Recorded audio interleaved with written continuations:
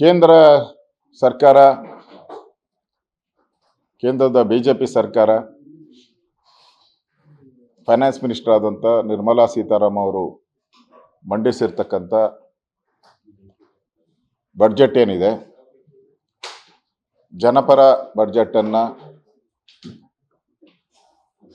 ಮಂಡಿಸಿರೋವಂಥದ್ದಕ್ಕೆ ಸನ್ಮಾನ್ಯ ಮೋದಿ ಅವರಿಗೆ ನಾನು ಅಭಿನಂದನೆಯನ್ನು ಸಲ್ಲಿಸ್ತಾ ಇದ್ದೀನಿ. ನಿರಂತರವಾಗಿ ಕಂಟಿನ್ಯೂಯಸ್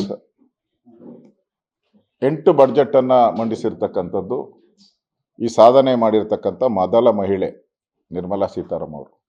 ಬೇರೆಯವರು ಮಂಡಿಸಿದ್ದಾರೆ, ಆದರೆ ಕಟ್ಟಾಗಿದೆ, ಮಧ್ಯೆ ಸರ್ಕಾರ ಹೋಗಿ ಆಮೇಲೆ ಮಂಡಿಸ್ತಾ ಇದೆ. ಕಂಟಿನ್ಯೂಸ್ ಮಾಡಿರುವಂಥದ್ದು ನಿರ್ಮಲಾ ಸೀತಾರಾಮನ್ ಒಬ್ಬರೇ. ಇವತ್ತು ಕೇಂದ್ರದ ಬಡ್ಜೆಟ್ಟು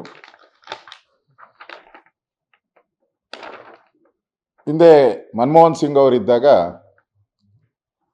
2013-14ರಲ್ಲಿ ಬಡ್ಜೆಟ್ಟಿನ ಗಾತ್ರ 16,65,297 ಕೋಟಿ. 16,65,297 ಕೋಟಿ ಅವ್ರದ್ದು. ಮನಮೋಹನ್ ಸಿಂಗ್ ಅವರು 2000 ಸರ್ಕಾರ ಬಿಟ್ಟು ಹೋದಾಗ ಅವರು. ಈಗ 2020-26ರಲ್ಲಿ ಮೋದಿಯವರ ಸರ್ಕಾರ 50,65,345. ಅಂದರೆ ಎಲ್ಲಿ ಕಾಂಗ್ರೆಸ್ ಅವರು ಲೂಟಿ ಹೊಡಿತಾ ಇದ್ರು, ನುಂಗಿ ನೀರು ಕುಡಿತಾ ಇದ್ರು, ಅದನ್ನೆಲ್ಲ ತಪ್ಪಿಸಿ ಇವತ್ತಿನ ಬಡ್ಜೆಟ್ಟಿನ ಗಾತ್ರನೂ ಕೂಡ ಮೋರ್ ದೆನ್ 3 to 4 ಟೈಮ್ಸ್ ಜಾಸ್ತಿ ಆಗಿದೆ.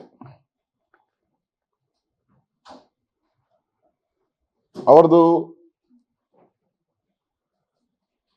ಯೋಜನೆಯೇತರ ನಾನ್ ಪ್ಲಾನ್ ಬಡ್ಜೆಟಲ್ಲಿ ಕಾಂಗ್ರೆಸ್ ಇದ್ದಾಗ 2013-14ರಲ್ಲಿ 11,09,997 ಇತ್ತು ನಾನ್ ಪ್ಲಾನಲ್ಲಿ.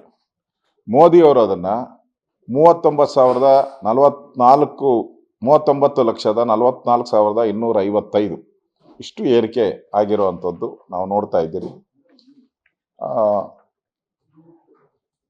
ಒಟ್ಟು ಸ್ವೀಕೃತಿ ಅವರ ಇದ್ದಾಗ ಬಡ್ಜೆಟಲ್ಲಿ 11,22,799 ಇತ್ತು ಮನಮೋಹನ್ ಸಿಂಗ್ ಅವರಿದ್ದಾಗ. ಈಗ ಅದು 34,96,409. ಅಂದರೆ 22 ಲಕ್ಷ ಕೋಟಿ ಮನಮೋಹನ್ ಸಿಂಗ್ ಸರ್ಕಾರಕ್ಕೂ ಮೋದಿಯವ್ರ ಸರ್ಕಾರಕ್ಕೂ ತೆರಿಗೆ ಏನು ಪೋಲಾಗ್ತಾ ಇತ್ತು ಅದನ್ನು ಮಾಡಿದ್ದಾರೆ. ಮತ್ತು ವಿತ್ತೀಯ ಕೊರತೆನೂ ಅಷ್ಟೇ. ಆಗ 4.8 ಇತ್ತು ವಿತ್ತೀಯ ಕೊರತೆ ಮನಮೋಹನ್ ಸಿಂಗ್ ಅವರಿದ್ದಾಗ. ಈಗ ವಿತ್ತೀಯ ಕೊರತೆ 4.4 ಇದೆ.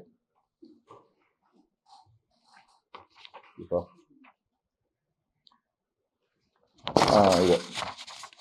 ಬಂಡವಾಳ ವೆಚ್ಚನೂ ಕೂಡ ಅಷ್ಟೇ. ಬಂಡವಾಳ ವೆಚ್ಚ, ಕ್ಯಾಪಿಟಲ್ ಎಕ್ಸ್ಪೆಂಡಿಚರ್, ಯಾಕಂದರೆ ಇದೇ ಎಲ್ಲ ದೇಶದ ಭವಿಷ್ಯವನ್ನು ನಿರ್ಮಾಣ ಮಾಡ್ತಕ್ಕಂಥದ್ದು ಕ್ಯಾಪಿಟಲ್ ಎಕ್ಸ್ಪೆಂಡಿಚರ್. ಮನಮೋಹನ್ ಸಿಂಗ್ ಅವರಿದ್ದಾಗ ಅದು 2,29,129 ಕೋಟಿ ಇತ್ತು. ಈಗ 11,21,090 ಕೋಟಿ. ಅಂದರೆ 9 ಲಕ್ಷ ಕೋಟಿ ಕ್ಯಾಪಿಟಲ್ ಎಕ್ಸ್ಪೆಂಡಿಚರ್ ಜಾಸ್ತಿ ಆಗಿದೆ ನಮ್ಮದು. ಪರ್ಸೆಂಟೇಜ್ಗೆ ಹೋದರೆ, ಬಂಡವಾಳ ವೆಚ್ಚದ ಪರ್ಸೆಂಟೇಜ್ಗೆ ಹೋದರೆ ಅವರಿದ್ದಾಗ 13.76 ಇತ್ತು, 13.76 ಇತ್ತು. ಈಗ 22.13 ಕ್ಯಾಪಿಟಲ್ ಎಕ್ಸ್ಪೆಂಡಿಚರ್ ಅಂದರೆ ಅಷ್ಟು. ಅಂದರೆ ಟೋಟಲ್ ಆಲ್ ಎಲ್ಲಿ ತೆರಿಗೆಗಳನ್ನು ಸೋರಿಕೆ ಆಗ್ತಾ ಇತ್ತು ಆ ಸೋರಿಕೆಗಳನ್ನು ತಡೆಗಟ್ಟಿ ದೇಶದ ಒಂದು ಬಡ್ಜೆಟನ್ನು ಜಾಸ್ತಿ ಮಾಡಿರೋವಂಥದ್ದು ಮತ್ತು ತೆರಿಗೆಗೆ ಇವ್ರನ್ನ ಅಡಾಪ್ಟ್ ಮಾಡಿರೋವಂಥದ್ದು. ಮತ್ತು ವಿಶೇಷವಾಗಿ ನಿಮಗೆ ಗೊತ್ತಿದೆ, ಹಿಂದೆ ಎಲ್ಲ ಕೋಲ್ ಹರಾಜಾಗ್ತಾ ಇದ್ರು.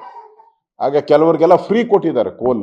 ಹಿಂದೆ ಇಂದಿರಾ ಗಾಂಧಿ ಅವರಿದ್ದಾಗ, ರಾಜೀವ್ ಗಾಂಧಿ ಅವರಿದ್ದಾಗ, ಮನಮೋಹನ್ ಸಿಂಗ್ ಅವರಿದ್ದಾಗ ಫ್ರೀ, ನೀವು ಕೋಲ್ ತೆಗಿರಿ, ಬೇರೆ ಎಲ್ಲ ರಾಜ್ಯಗಳು ಕೊಡಿ ಅಂತ. ಆದ್ರೆ ನರೇಂದ್ರ ಮೋದಿ ಅವರು ಬಂದಲ್ಲಿ ಅದರಲ್ಲಿ ಆದಾಯ ಬರೋ ರೀತಿ ಮಾಡಿದ್ದಾರೆ. ಒಂದು ಎಕ್ಸಾಂಪಲ್ ನಾನು ಕೊಡ್ತಾ ಇದ್ದೀನಿ.